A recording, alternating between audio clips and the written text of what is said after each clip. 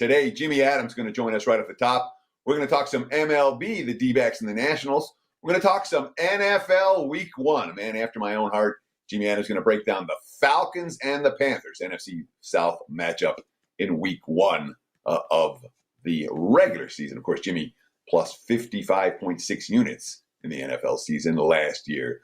Tony Finn's going to join us next. He's going to talk Padres and Giants MLB action today. See if San Diego can break out of their funk. And he's going to give us a pitcher prop on Shane McClanahan of the Tampa Bay Rays. We'll see what he thinks McClanahan is going to do today for the Rays as they face Kansas City. In our BS betting strategy segment, we have a Fazino question asking about betting volume. How many bets average per day in MLB? How does that change during football? We'll break that down as well. And Kyle Anthony will close out the show talking UFC. We're going to talk Topuria versus Emmett and Ricci versus Robertson. Kyle's been hot. Cashed 4 of his last 5 UFC events, plus 24 units, and he has a 5% plus money play this weekend. So there you have it. There's the agenda. Let's get into the show. Mr. Lang. Can't wait. Teddy, I thought I had a pretty decent little NFL season, and then I wake up to see the Slack channel, and there's Jimmy. Oh, plus 55.6 units in the NFL season. It's like, all right, I had an okay season because Jimmy had the incredible NFL season. So this is definitely one you want to listen to if we can bring in Jimmy right now. Jimmy, first off, you and I haven't talked since your NFL season. Congratulations. Amazing run on that. I can't wait to hear you talk about the Falcons and the Panthers. But first, let's talk some baseball, MLB, Diamondbacks, and the Nationals. What do you have for us in this one? Yeah, so the Diamondbacks take a quick trip down to D.C. This is a makeup game for earlier this month. They're just playing one game here and then flying out to San Fran. And look, Arizona has an elite lineup. They may not have a lot of household names, but I don't think it's very debatable at this point. Top 5 offense in baseball, number 4 in OPS, 5th in runs scored in all of Major League Baseball, and leading a very good division in the NL West, the second best record in the entire NL, just behind the Braves. And they just faced Jake Irvin. They put up 4 runs against him in 4 innings. Just a couple starts back. Irvin has a FIP of 5.39. He walks nearly as many batters as he strikes out.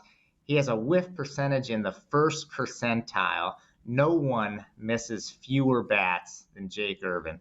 So it sounds like I'm making a case for Arizona in this game, and they'll probably win the game. I wouldn't have a problem with it if you decided to go AZ money line. But they have Tommy Henry taking the mound. I've talked about Henry on this show before, and honestly, I've probably been a little bit too hard on him. But he does have a WOBA of 348 with low velocity, doesn't strike out many batters either, and the Nationals don't strike out. The Nationals have a pretty big split when it comes to lefties and righties, and they fare much better against southpaws in terms of WOBA and WRC+. So you can lay it with the Diamondbacks if you want, but I'm going to cut the juice down. I'm going to take this one over the total in the early start game. So let me ask you this. We're looking to go over the total. We have shockingly cool conditions for Washington, D.C. In June. The temperature in the 60s, in the low 60s. We've got the wind blowing in. We have both teams after the game flying out to the West Coast. So it really is like this one game where they've got to come in and come out of town. Don't you worry about playing overs in games like this? I worry about playing overs in games like this, where a team's flying in, they're just trying to get the game done as quick as possible and flying out of town. So is that something that concerns you as well, or is this pitching matchup just too good, too juicy to overlook? So the Diamondbacks are going to hit no matter what. I don't have an issue with that. And the weather could be a small concern. I figured you'd bring up the scheduling spot, but I actually think the scheduling spot's going to be worse for Arizona tomorrow. They fly into D.C. for one game. Now they have to fly across the country to San Francisco. And I believe Zach Davies is pitching in that one. He just gave up 9 runs in his past start. So I'd be wary of betting the Diamondbacks tomorrow. As far as this quick trip down to D.C., I have no doubt that the Diamondbacks can smash Jake Irvin. We have seen a little bit of money come in on the under to agree with what you just pointed out, but I am completely confident in the Diamondbacks lineup. And the Nationals, they just don't strike out. They can get to Tommy Henry. The last time they faced Jake Irvin, this game ended. The Diamondbacks put up 10 runs by themselves. It was a 10-5 final. So I think we can get to 10 runs collectively in this one. Great stuff from Jimmy Adams. We're going to turn our attention to the NFL and potentially maybe an all-time bad division. We're going to look at the NFC South here, and we're going to take a look at Week 1, and we're looking at the Panthers and the Falcons. Jimmy, how do you see this game playing out? Yes, I'm going to roll with the Falcons in Week 1. And first and foremost, I think it's important to point out there is a major difference between a second-year quarterback with starting experience in the NFL and a rookie that's never played a game. I don't care who he is. So Atlanta, they didn't just have Desmond Ridder and say, oh, well, this is all we got. We're just going to roll with him. They've groomed this guy. Ridder started the final 4 games of last season, and they had a game plan for him. They kept it simple. Basically, they gave him 2 reads, a primary receiver and a secondary, both on the same side of the field every time. And if it wasn't there, he was directed to protect the ball, and that's what he did. I don't believe he threw an interception. Arthur Smith has now worked with Ridder for a year plus, and he's pretty much put his job on the line in my mind, because if things don't go well with Ridder, things aren't going to go well for Arthur Smith. So I'm of the belief that Ridder can lead this offense. I'm high on the Falcons this season. They also added Bijan Robinson, the top back out of Texas, and pretty much overhauled the entire defense, a defense that did perform much better in the second half of 2022, but an area that will need improvement this year. But the Panthers aren't going to be any good. And look, Bryce Young, he might be a great NFL player. This is not a knock on Bryce Young, but he's not ready to go on the road in his first ever NFL start and come out with a win, simply because you just can't simulate the game speed, the schemes that are going to be – you can simulate the schemes, but the game speed when he gets in there, his first ever NFL start, it's just not going to go well. The Panthers, they're going to have a league average offensive line at best, and Young doesn't even have a true number 1 wide receiver to throw to. I mean, Adam Thielen, that's the guy that Minnesota was happy to get rid of. Defense isn't strong either. I just cannot see a way that the Panthers get out of Atlanta in Week 1 with a win. I locked in the -3 because I think it's an okay number. This feels like a 24-17 type game, and we're protected with the key number. So I'm rolling with the Falcons Week 1 NFL. So you talked about Atlanta's rebuilt defense. I'm going to talk about that in terms of laying points Week 1. New defensive coordinator, new schemes. We could see 6 new starters for the Falcons against a rookie QB where they have no film on and who's known for making some improv plays. And you're laying points. Does any of that worry you here? I mean, when you talk about a completely rebuilt defense and a new DC and a guy they don't have film on. So new head coach for the Panthers, reworked a lot of positions there. A guy they don't have film on because he's never played an NFL game, and really we don't know what's going to happen. I mean, you know as well as anyone, the speed of the game in the NFL is incredibly, incredibly higher than that of college. They'll be able to put some schemes together to disrupt him. And it's not like Bryce Young is not going to have the offensive line he had at Bama where he can just sit back and wide receivers are way wide open. I mean, this is going to be probably a wake-up call. It's going to be a long season for the Panthers. And furthermore, Andy Lang touched on this division. The NFC South is wide open. I think the Falcons have a shot at potentially winning the division. I mean, the Panthers are going to be terrible. The Bucs are going to be horrific. You have the Saints. We'll see what happens with them. And then you've got Atlanta, who I'm hearing others are high on as well. But laying points against a rookie quarterback making his first start and it's just a field goal, no, not a problem for me. Yeah, for what it's worth, Jimmy, I feel the same way you do. If I'm playing in that game, I'm laying. I do not want Bryce Young in his first road start. That said, we got to ask a follow-up. Andy. Right. How bad do you think this division could be, Jimmy? I mean, seriously, look at these quarterbacks that are in here. I mean, could this be a division that like nobody makes it to 500? Yeah, so I believe Teddy can correct me if I'm wrong. The Saints win total sitting at 9.5. Is that correct, Teddy? Correct.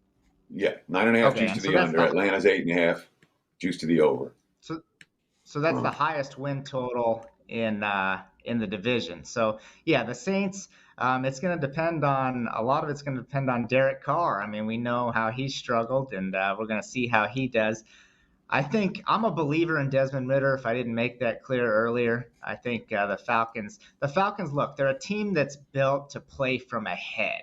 So they're going to try and control time of possession, work with a lead. That's something they can absolutely do against Carolina. But to answer your question, yeah, the Panthers and the Bucks are going to be absolutely horrible. So yeah, absolutely one of the worst divisions in football for sure.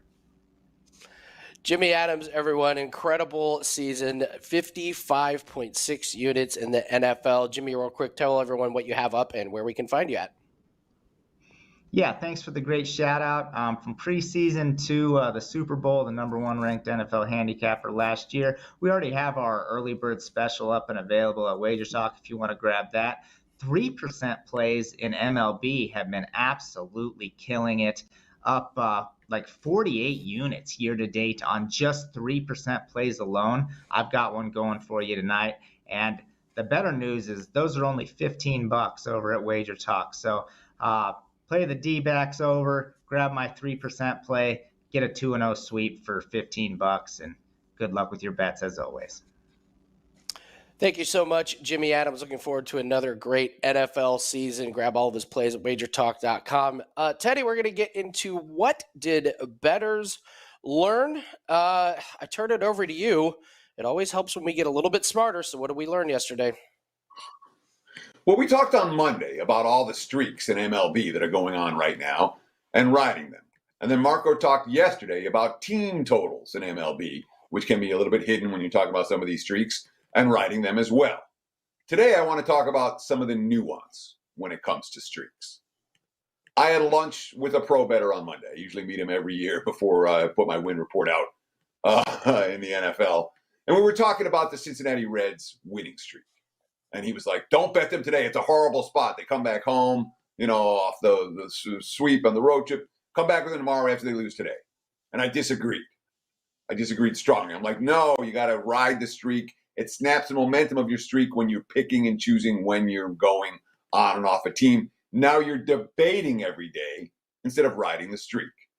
So the concept, taking your own bad habits and your own overthinking out of the equation, just ride the frickin' streak every day. You don't think about it. If you've been parlaying whoever played against the Rockies, A's, and Pirates over the last 7 days, you're 7-0 with your 3-teamers. Okay?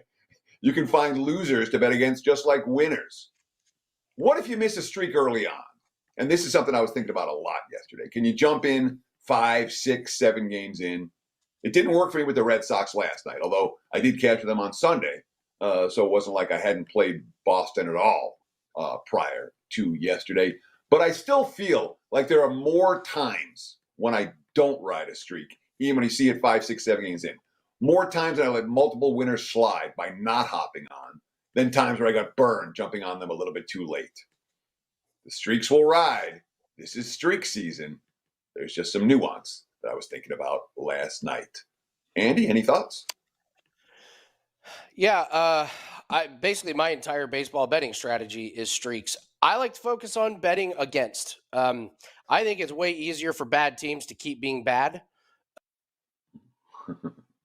Being great is a difficult thing to do, but you take a pitch, and I just think it's much, much easier to bet against them. We had a great question inside the chat. Someone wanted to ask, Russell wanted to ask, how do you know when you think a team is going to reverse their form, Teddy? Me personally, I would just say the first thing that pops out of my head is injuries. You got a team that's playing really good and you get a couple key injuries, then I'm ready to jump ship. How do you know when these streaks are coming to an end? I'm not trying to be proactive with any streak. I'm only trying to be reactive. Okay. It's not like, okay, let's gauge when this streak's going to turn. It's all right. Yeah, they lost. No, they lost again. All right. The streak has turned. Let's look in a different direction. Or maybe now we're going to look to fade this team or something. But back-to-back losses, to me, that's the end. And there's not a lot of nuance to that at all. Your what did bettors learn was way better than mine. I got to tell you, I didn't know if I was supposed to come to the table. Mine was don't get on a tiny submarine to go look at the Titanic. That was what I learned yesterday. So smart move. Yeah. I don't know if that'll help you cash any bets, but that's what I learned yesterday. So well, it'll help you cash the biggest bet, which is your life. Yeah. Extend the life streak. That we're talking about streaks here. All right, let's bring in Tony Finn. Let's talk a little bit more Major League Baseball. Tony, so great to see you as always. I love some of these props that you and I have talked about.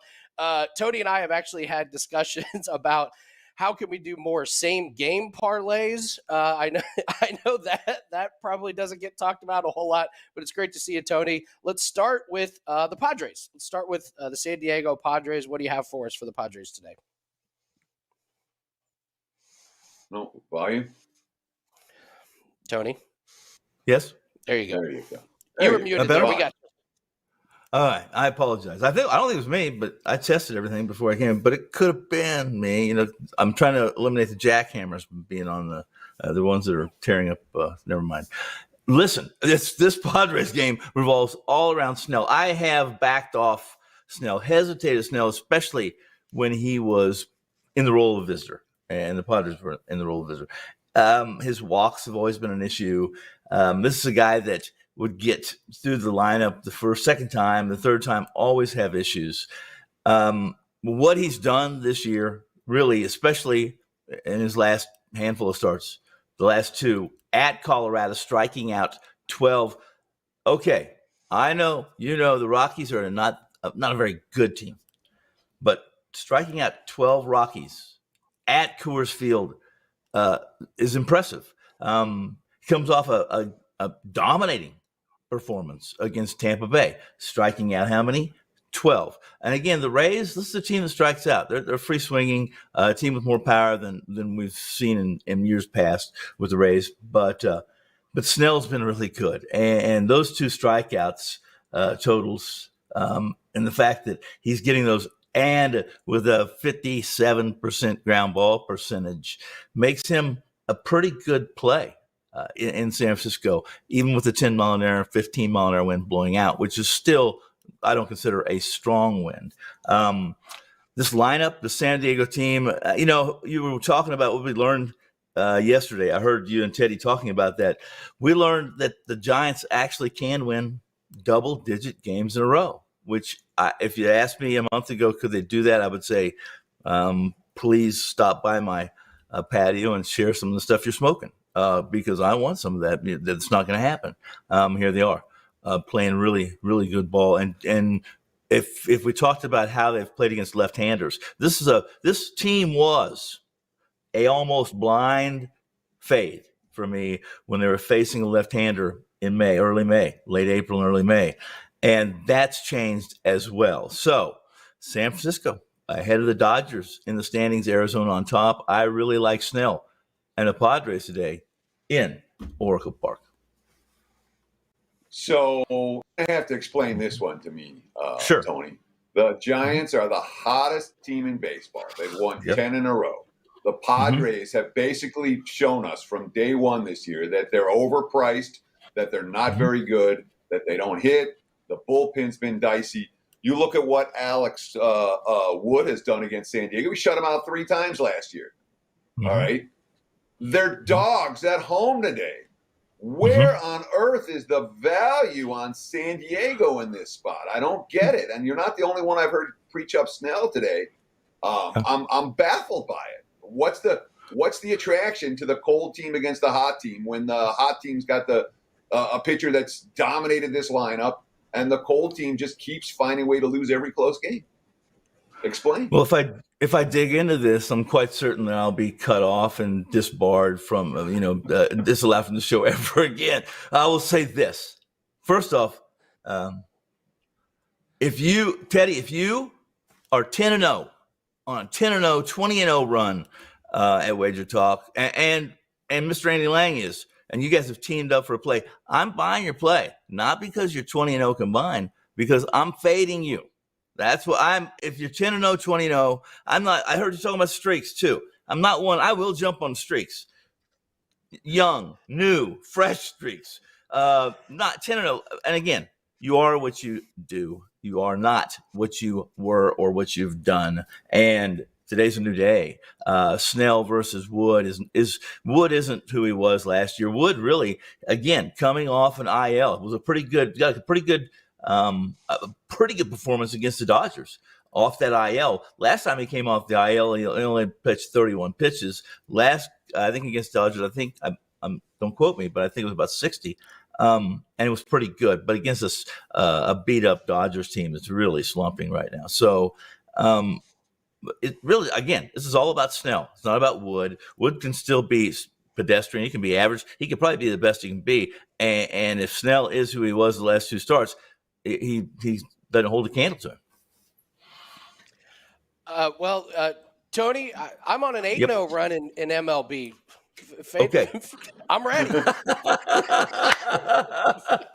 Well, I think you know what I mean. I mean, I love it when we're on a streak, guys. We're 12, 15-0 or 14-1, and everybody gets on, and then we fail them, and we're the most miserable. We're the worst handicappers that ever walked the face of the earth, because we're 14-2. The only one they've been on is the one they lost. So that's the life and times of a WagerTalk sports consultant, any sports consultant. Let's go to a pitcher that you like to have a lot of success today. I'm sure a lot of other people like him to have a lot of success today. This is an interesting way to go about this game. Tell us what you like about Shane McClanahan. Well, I'll make it easy. If you like McClanahan like I did, I actually have a future on him to win the Cy. And so far so good in that boat or in that container, that folder, whatever you want to call it or label it. And while he still has some issues, he can still be a little bit erratic with his command. He's been pretty good, pretty consistent, maybe the most consistent pitcher, definitely in the American League, I think, in all of baseball. The Royals have 54 losses, guys, 54 losses. In those 54 losses, 40 of the starting pitchers got a decision, were a part of the decision. And that speaks to what the Royals do offensively and what their pitching staff is, especially the bullpen, the worst bullpen in baseball, metrically and in my opinion and tons of other people's opinions. But this is a pretty easy play, isn't it, guys? I mean, if I'm going to get a 74%, I think that's 40 and 15 or whatever it might be, is about 74%. I get a 75% chance. And McClanahan, listen, there's not a pitcher that the Royals have faced better than McClanahan. Not in this not right now. In today's orbit. And this Tampa Bay team is what? Minus 300, minus 330. So I'm going to get McClanahan at minus 130. I see now it's moved. It's 135, 140, minus 140. I can get him and the Tampa Bay Rays at minus 140 against this Royals team today, pitching basically going with an opener, a bullpen game, and they have the worst bullpen in baseball. And at minus 130 compared to 330 seems like a no-brainer, doesn't it, guys? It really does. I mean, I'm thinking for follow-ups here. And the only thing I can look at is when we look back, because this year McClanahan's got 15 starts, he's got 11 wins. But last year, 28 starts, 12 wins. The year before, 25 starts, 10 wins. Is this kind of an aberration for McClanahan? Should we expect him to continue to winning games at the rate that he has, particularly, as you mentioned, at home, considering that hasn't been the case in years past? You're absolutely spot on. No, that's a good follow up. And you know what? You're always concerned about something. You and I, the three of us, we can always pick something out. If it's Don Drysdale or Cy Young, whoever it is, we can always pick something out that we could be concerned about. It was McClanahan again. He's not. I don't think he's a flashy guy. You guys, he's not a flashy guy. He's not the guy. He's not going to create oohs and ahs in the crowd, and he doesn't get a big long feature by the talking heads in the major portals. Major baseball portals. So, is McClanahan a guy that you can depend on? I think so. I think he's consistent. I think he's steady. Everything he does is repetitious, which is great as a pitcher, especially if your release point's where it needs to be. It's hard to track. You're left-handed, and you're striking out 6, 7, 8, 10 batters a game, and pitching 6 to 7 innings on every turn, every fifth day. I don't have any concerns really with McClanahan, especially in the situation he's in today. Great work, Tony. Teddy, I got to give you credit. What an impossible job. Come to follow-up question to back the Royals. That was a tough one. There's always a father, but I mean, there's always a case for the other side somehow, somewhere. That's good. That doesn't matter how much of a lock it is. Someone's betting the other side somewhere. So thank you. That said, Tony Finn, what do we have to promote? What's going on at WagerTalk.com right now? What's going on? We got. I have a same game. Speaking of same game parlays, I have my same game parlay of the day up, which I like. It's the highest return of the season so far on my SGP. And I also have an early play on this Atlanta Philly game. And I have a late, it's not a late game, but the first window of tonight's games, I have a dead president's report. Only has 6 positions, but I really like the plays. I really like the game. I like the situations, and I like the results already because they're winners. There you go. Great work, Tony Finn, and thank you everyone in the chat room. Too many of you to name. Don't forget to hit the like, hit the subscribe if you haven't already. Teddy, I'm very interested in this question. We're going to get to the BS segment. This one comes from S. Fazzino, and he asks, I am new to sports betting and learning a lot from these shows, which I love. How many bets do you average each day during the MLB season, and how much does your daily volume change when the NFL season begins? Teddy Covers, what say you? So I tend to be a low volume handicapper. In MLB, I tend to be a relatively very low volume handicapper. Most games, most days, 1 or 2 plays. Occasionally we have 3. And that doesn't change a whole lot as we get into football season. In terms of the MLB side of the equation, 3 plays or less on a daily basis. And lots of days where I'll have 0 or 1 in MLB. So it's not about pumping out action during baseball season for me. It's about isolating the single best bet, or what I consider to be the single best bet, or the best bets on the board in any given day. Once football rolls around, obviously football, you don't have everything every day, but over the course of a football weekend, it's fairly usual between NFL and college for me to have between 10 and 15 bets from Thursday through Sunday. That's fairly average. And they may not, they're not necessarily locked all together on the same day, but in my mind, that's a reasonable volume approach. I try not to go too high volume during football season, but you want to give clients something. But that's literally my approach. But I'm never making a selection saying, all right, I need to have 1 play today, or I need to have 3 plays today, or, I don't have enough plays for this weekend in football. Let's find something else. What you have is what you have, and that's what you put out, at least for me. What about you, Andy? Yeah, to me, I think you've done a great job giving out some of your best piece of advice to new bettors. And I would just say, I think most bettors are probably playing too many plays. Just lower the volume, try and get as nitpicky as you possibly can with your plays. And one of the problems with NFL season, you can look at it as a problem or you look at advantages. That's when all the sports really start up. Now you have college football, then NBA starts up, then NHL starts up, and you have all of these plays going. And it's so easy to try and get bets in all the sports. And unfortunately, you end up not handicapping them properly or spending the time that you're supposed to doing them. I kind of use this equation. So, Teddy, let's say Steph Curry comes up to you and says, let's have a free throw shooting contest, best of 100.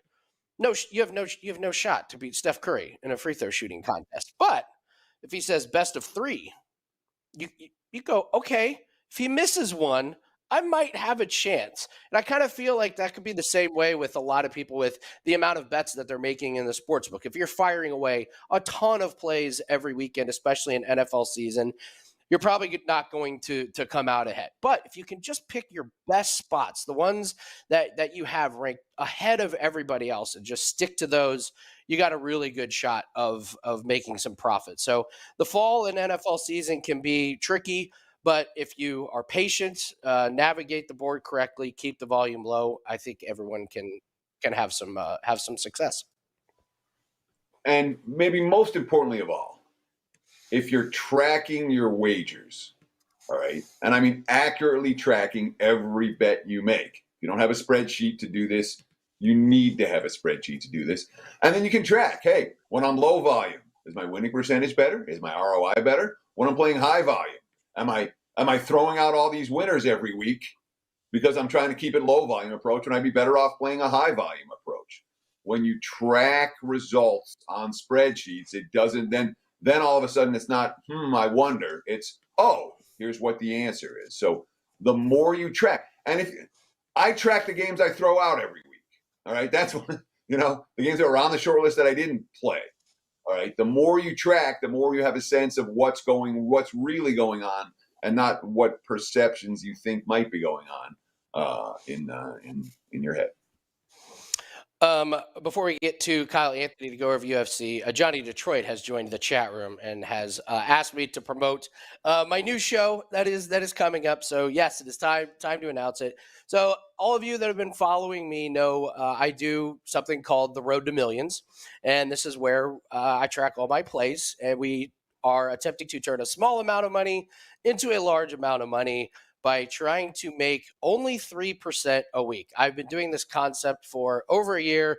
Johnny and I have worked it out. So now all of our Road to Millions content is going to be on the WagerTalk TV YouTube channel. We are uploading a video right now that goes over how this process works. And also, Teddy, I have created a spreadsheet that is free to everybody so they can track their own bankroll. It's very, very easy to use. It'll be up on my player profile page. You just click on it, and there's a couple of simple instructions, and it is your own bankroll sheet that has all the proper numbers in it. You just fill in your numbers, and you can track your bankroll, and you can follow along. We will be doing these videos almost daily. And we'll be in the mornings. We will track all of our plays. One of the most common questions I get asked, do you actually bet your own plays?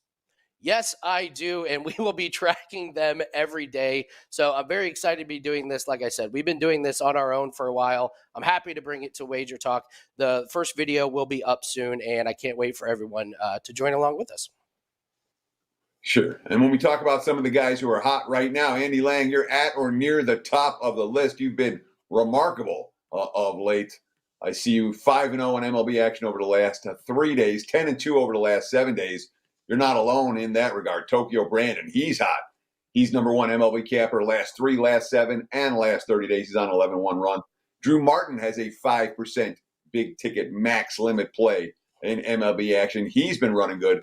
Prez, I saw Prez last night. He made me promise that I would promo his CFL play. He's got a 5% play in CFL. He's 75% in CFL lifetime, and he won his 5% in CFL action last week. And Don Buster, too, has a 5% play in Canadian Football League action. So lots of strong selections available in both football and baseball. And, of course, we'll talk UFC here in just a minute with Kyle Anthony. But lots of good stuff available right now over at WagerTalk and SportsMemo.com. We're gonna bring in Kyle. I do have to tell you something funny, Teddy. So on the front page how we have the top 3 for 3 days, 7 days, and 30 days. I'm number 4 in all of them. I don't appear on the leaderboard once. I'm one spot out of every single one of them. I'm good. I promise. I'm good. So, Kyle, I'm excited because I get to do the follow-up questions. No softballs coming your way in this segment. But first off, you're running great in UFC, And it's a great time to jump on UFC. Kyle's running hot. And we got a lot of really good UFC events coming up. So just because it's not football season, NBA and NHL over, there's plenty of units out there. So we've got a really good event. I love this main event. I can't wait to hear you break it down. So let's jump right into it. Talk to us about Topuria and Josh Emmett, this week's main event. Yeah, this is a great main event, definitely with some implications to it. We've got Ilia Topuria. He's minus 330 roughly. It looks like it's definitely going up at this point. And then you've got on the other side, Josh Emmett plus 255. Now, when you're looking at this fight here, you've got Topuria. He is well-rounded. He has the goods. The guy is good on the feet, finisher, all around. On the other side, you have Josh Emmett, great boxer, good movement, big power, and wrestling. But when you look at what Josh Emmett's good at, it's going to be the power. It's going to be, that has been his advantage. And I think here on Saturday, it's not going to be as wide as it used to be. I think that Topuria can match him in that. But you also look at some of the most recent fights. Now that Josh Emmett is 38 years old, he hasn't really been able to translate as well. Yes, he's gotten wins, but arguably some losses in there against Dan Ige, Calvin Kattar. These were very, very close fights. He got the opportunity to fight Yair Rodriguez in the interim title fight for him, which was nice, but man, Yair Rodriguez beat him up, took him down. Actually, he got taken down, but ended up getting submitted in that second round. But he took a lot of damage. And for me in this spot here, it's kind of in a situation where he's 38. This is a quick turnaround for Josh Emmett. Josh Emmett, 4 months ago, I believe that fight was, he is just trying to really jump on, getting an opportunity here, fighting a young killer. And when you're looking at Topuria on this side, he's 13-0. The guy's 5-0 in the UFC, 4 finishes in the UFC. But people really, I think, are overreacting a little bit, although this line is wide, but a little bit to that Herbert fight where Herbert dropped him. They're talking about his chin. Is his chin not good? But if you go to the next round, Topuria absolutely obliterated him in that second round, got that knockout, ended up doing good things there. But I think the thing with Josh Emmett, the two big issues is really going to be his low volume. He has low volume, absolutely. And the fact he relies on those big hooks. He absolutely does. He does not set them up. He throws everything with 100% power. He's not chipping away. He's looking for that big shot. And that's where I think that Topuria, a little more technical, a little bit more, more weapons on the feet. I think that's going to be helping him a lot in that spot. Absolutely. So I think those are some of the things that start to spread it out a little bit. But if you're also looking at it that, Josh Emmett's 38 in the featherweight division. That's not good at all. You mix in the fact that now, the weight cut, multiple fighters talk about that it's just so hard to keep your body at that particular weight you've been at for your career. Now that you're heading up towards your 40s. But you also got the fact that, Topuria can match him with the striking. The chin could maybe not be there for Josh Emmett. Who knows at this point? But a quick turnaround time. I do like Topuria. And I think this is a spot where you're going to see both guys aggressive, moving forward, throwing big shots, trading. Josh Emmett does have the wrestling. It's not like he uses it very much at all. So I think this is a spot where as this fight goes on, Topuria can, take him down, have some opportunity for ground and pound, or finish him on the feet over time. So getting off the minus 330, minus 340 number here, I like Ilia Topuria via KO plus 150, I think is a great number here. I don't think he's going to submit him. He has 13 victories, 12 by finish. Yes, there's submissions, a lot of submissions in there, but this feels like a statement fight and really teeing up Josh Emmett to get a beat down here. So I do like Topuria plus 150 via knockout. All right. Ryan Hall, Jai Herbert, which he got flattened in the first round, and Bryce Mitchell, which you have better stand-up game than Bryce Mitchell. That's Topuria's last 3 fights, Kyle. That's the weak spot. Josh Emmett hits harder than all 3 of those guys put together. That's got to be the big worry, right? Yeah, it definitely is. But again, I think that he takes these shots, and the fact that he battled back, like say the Herbert fight to me said a lot. And I think people overreacted. Yes, he's taking shots down, but I think some of those guys too have grappling, have wrestling. These guys that have rocked him, that's kind of part of it. Where Josh Emmett is not. I don't expect him to really be doing, taking these takedowns. I think Topuria can really freely move forward, throwing his shots, having the quicker hands as these loopy shots come from Emmett, which, again, they are nuclear bombs. But if he can kind of stay away from that, I think that slows down a little bit for him. And I think Topuria can definitely get that finish. Kyle Anthony getting a much better follow-up question from Andy Lang than he would have gotten from me. Appreciate it so much, Andy, because I don't know. I couldn't have told you that. So let me introduce the second fight, and then Lankin has to follow there. And of course, this is on the undercard on Saturday night in Jacksonville.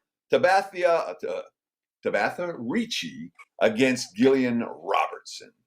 Ricci, I'm seeing in the minus 130, minus 140 range. Total 2.5 juice to the over. What are we going to do in this fight on the undercard on Saturday night? Yeah, so you're definitely seeing this line right now with Richie. I think she gets a lot of love for maybe her looks more than her talent, but either way, both of these females are definitely very similar. The way that they fight, the way that they move forward, their striking is pretty basic, but very similar. They're both finishers. They're both going to look to grapple, so there's a lot of that I think sits very similar for both of them. But the thing about Richie is that she has really been able to kind of bully a lot of her opponents down, utilizing that grappling, muscling her opponents, getting in that top control. The issue here for her is that Gillian Robertson is absolutely lethal off of her, literally anywhere, off of her back, anywhere she is, she can get a sweep, get a submission, get a reversal, find a transition to get in dominant position. She is so good. So this may actually slightly take some of that path from Ricci away. I know that she's also good on the ground as well, but I definitely give any grappling advantages to Gillian Robertson in this spot. And also the fact that Gillian is coming down from 125 pounds to 115 pounds. And I think that is massive when you're talking about the physicality, because Ricci, she definitely has that physicality advantage, but this may help Gillian just being able to kind of come down. I think she was a little undersized for 125. 115 is probably going to be a very good home for her. I think she could dictate the pace a little bit, look to muscle and get her own takedowns down. But also it's the fact that, even if she gets some of these takedowns, even if she latches on, I think that the 4-inch height advantage, the 1-inch reach advantage for Gillian is going to help her, may nullify some of this. So now you've got a girl who may be a little bit worried to be in the guard where Ricci loves to be. And now you've got her, where also it's, there's submissions off of her back. So that may be a little bit of the physicality part going against her as well. But people look at Gillian Robertson and they say, hey, she's 12-7. That doesn't look that good, but she's 28 years old. She's been in the UFC for 5 years. She has fought some killers in the division, and she's won some, lost some, has looked good in some out of the UFC grappling competition, subbing some high-level females. So she is well-rounded, a little bit, maybe not well-rounded, but starting to try to become a little bit more well-rounded, tucking some of these takedown attempts behind some of her takedowns. But you also have the fact that, Ricci, she got knocked out in her debut. The last 3 fights for her, she fought females who would perfectly work for her strategy of taking her down, getting top control, working her. And over time, to me, that these are just not the females that are Gillian Robertson by any means. So I like Gillian Robertson here and this plus number. I mean, I think that she can move forward. I think that she can dictate the pace a little bit. I think the output is going to be there. The physicality will be matched at this point for Ricci, who, again, utilizes a lot of that. So I do like this spot. I think that she could win positionally over the 3 rounds or get that finish and get that submission. But I do like the plus 115, plus 110 number on Gillian Robertson, get the job done. It's always great getting plus money on a fighter that you like. Kyle, why not just go with submission? She has 12 wins, 9 or submission. I mean, she loses or she subs, and Ricci's going to put her arm in a position that it shouldn't be in. There's going to be a neck that shouldn't be somewhere. Why not try and get better odds and take Robertson by finish? Yeah, the only reason I wouldn't is just because I love plus money and I'm comfortable with where this is at. I don't feel like I need to get cute at this point and really kind of, it's a path, but I think Ricci can defend herself. I think that she can kind of work on the ground, scramble. And I think that the stand-up game, I do lean Gillian Robertson, so I think that she can kind of land some shots. So I don't need to get crazy here. Plus 115, I like it. I think it's a great spot. And if she ended up winning by decision, I would be pretty mad. So I'm comfortable with the 115. Love it, Kyle. You're doing really, really well recently in UFC. Love your plays. Tell everyone what you have up for this weekend and where we can find you at. Yeah, WagerTalk.com. Check me out. I got a 5% play up right now. 4 plays are in the package. Actually, right now, 3 of those plays are plus money, including the 5% best bet. So I'm excited to see how this goes. We are rolling here. Summer's been great, so we're going to keep it going. The only thing better than a 5% play is a 5% plus money play. Great work, Kyle Anthony, one of the best in the business at UFC. Teddy, I will throw this out. One of the best kind of wagering angles in UFC over the last couple of years, and I'm not making this up, is betting against female fighters that have just recently started their own OnlyFans page. There's a little pro tip for you. I They're appreciate moving on that. to the next. I'll have to scour OnlyFans and then cross-check that against my list of female fighters. I love doing research on this angle. It is, they're moving on to the next phase. Next phase of their career. They're done with UFC. Let's fire up the OnlyFans account, Teddy. Sure, exactly. That tells you you're likely thinking about what happens after fighting. And once you start thinking about what happens after fighting, that's the end of your career. And speaking of the end of your career, this is the end of your hosting career for today, at least, Andy Lang. We'll have you back on another day, I'm sure. You scared me, Teddy. I was like, am I being fired alive, bro? No, I don't think I can't fire anyone. You know, if I could, there have been many people fired already. That being said, we really appreciate you guys taking time out of your busy day to spend with us here on WagerTalk Today. And we'll do it again tomorrow. Same time, same channel, 9 a.m. here on the left coast, noon for you back east. Between now and then, enjoy the games. Best of luck with all your wagers. We'll see you right here tomorrow on WagerTalk Today.